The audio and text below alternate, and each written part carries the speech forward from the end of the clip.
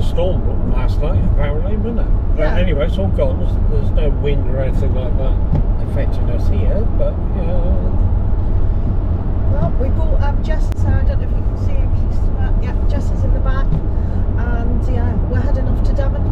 yeah, you're going to see your mum, aren't you? Yeah, I'm going to see my mum for a small part of it, and also, we've just gone through the Bristol M4 M5 interchange, which has loads of roads work, so it's a bit of a nightmare, isn't it? Yeah, and it's a site that we have been to before, but it was years ago, wasn't it? Yeah, we've been there quite a few years ago. We're on a service pitch. We are. But it's a nice site. We'll share more about it. And we've booked the pub, which is walkable from the site. And dog friendly. And it's dog friendly. So we've booked that for one of our evenings away. So we're all set to go. Yeah, but I'll give you a shout when we get there. We have that first one then. Well, so go on there. Better view. Now this site is all about the view, and they allow you to park front ways on, so it's a damn good job we got a mover in it.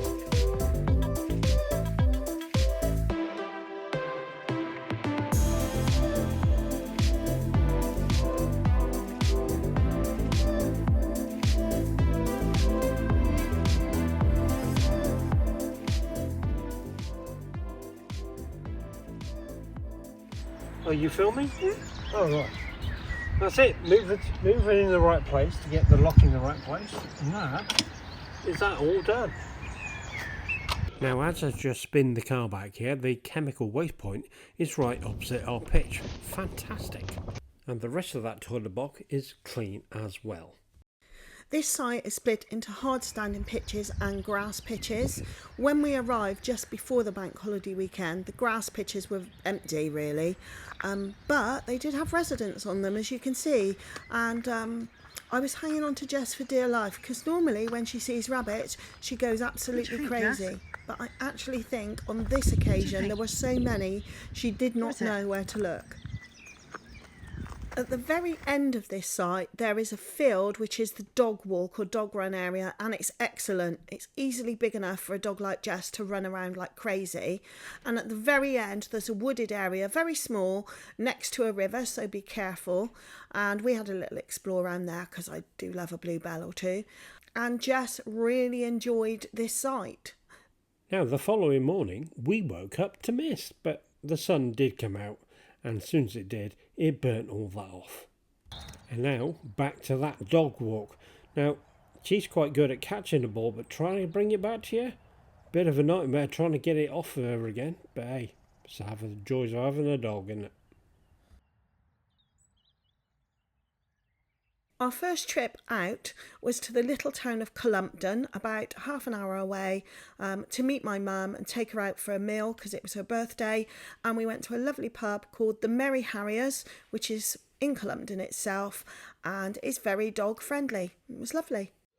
So this is, we're going to the pub, which is over that way. I'll just let this refocus again, aren't we, Jess? So we go through that gate, which is, you know, the rest of the site is up there. You can wave.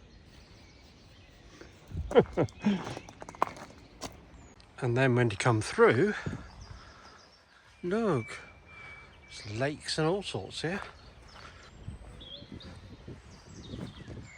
Quite lovely. But they can buy or rent spaces to pitch and fish there. There's some lodges around here somewhere as well, aren't there? Yeah, behind us. Yeah. That is big, but it's overlooking the lake. That's quite picturesque, isn't it? But anyway, we're going through there. That's where the pub is. This will make you laugh. I was taking a picture of that lodge and the lake and the swans, and I thought, well, that guy's not moved. Then I realised it's a dummy. And then looky here, it's time to follow Mum and Dad. Time for that daily swim, and then back, and then off you go back to bed. I wish. There we are, Lakeside Lodges. But we're going back where that car is where the pub is. Now this pub serves hearty pub grub, it's dog friendly, and it's on the River Ex. Back on site, let's talk Wi-Fi. So here we go, we got 3 laptops working. TV's off because it's on satellite anyway. And there's the Apple TV box that we streamed a film on last night onto this 32-inch TV. Isn't it work fine? Wi-Fi box is up there. Hit the power button on top. The button for it to focus.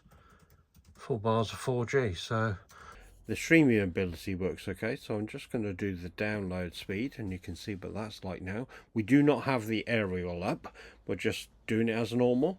We'll see what we get. So hovering around the 10 meg, which is quality wise is provided rather well, and that box, the Wi-Fi box, says it's got 4 bars of 4G, so good enough. And there we go, it's around about 10 for each. Now last time we came we didn't get a chance to explore a place called Dulverton, but this time we will, and it's only 8 minutes away, but I'm so glad we did. On the way in you actually come in over this little bridge, which is rather not quite nice looking, and so we parked in the car park and then came back to have a look. Now clearly they do get an awful lot of weather here. I can tell that by all the trees that are around me, because they're all covered in lichen. Look, but back to that pub that you just briefly saw there. We are quite familiar with these signs, but the bit at the bottom, muddy boots are welcome. It's very pretty actually. Oh, and I should mention that the Caravan and Motorhome Club do have a site actually in Dulverton itself. It's on the other side of the town, but village as it is, I suppose. Hello, you alright? Yeah, Have a look at that plaque behind me. I am. Move out the way. Look at that, how tall it was. It's the flood. Whoa. Granted, it's Exmoor National Park Centre, but the public library that's open? Now what does make this place very interesting is you are not going to find many shops you've seen before, and yes, it is full of all the usual antique shops as well.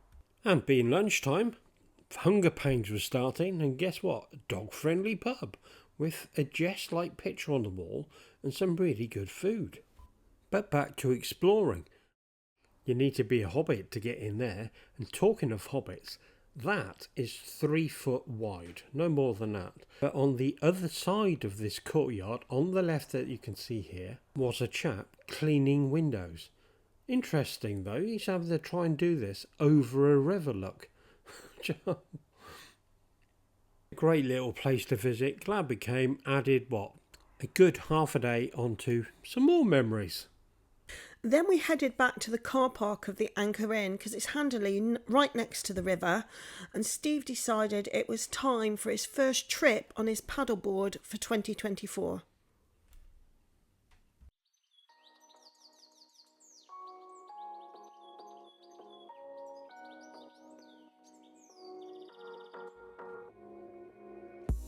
And as I found out with all that rain, paddling upstream is quite difficult, especially with these currents.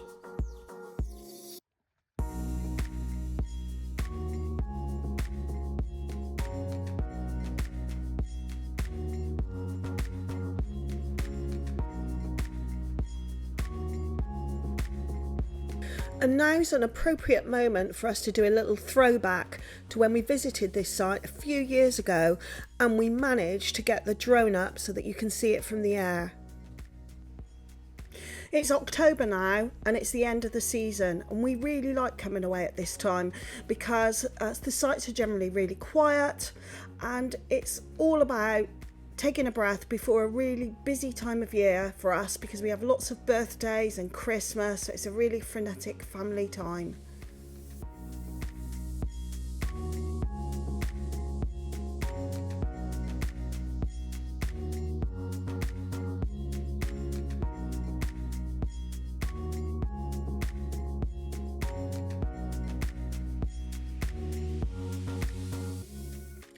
back to the spring of 2024, and we made a decision to leave a little bit earlier than planned because it's now raining and the forecast is really poor.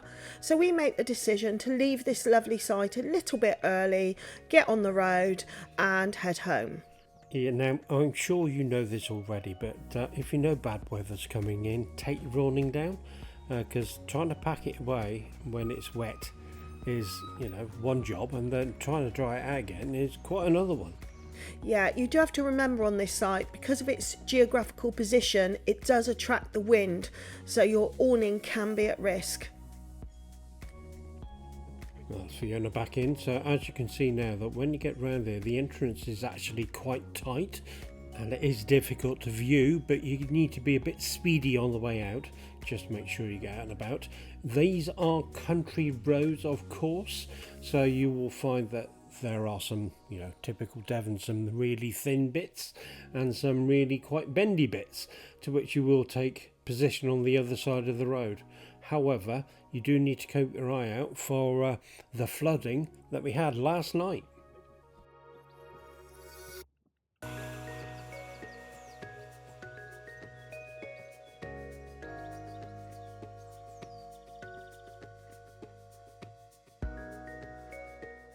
However, this Devon site is more accessible than many Devon sites we've been to. There is this one slightly weird junction where you need to go straight across, but the roads to the left and the right are slightly more awkward, so please be very careful here. Otherwise, it's only the last 10 miles to the site that are on more normal roads with a few narrow bits and a few bends.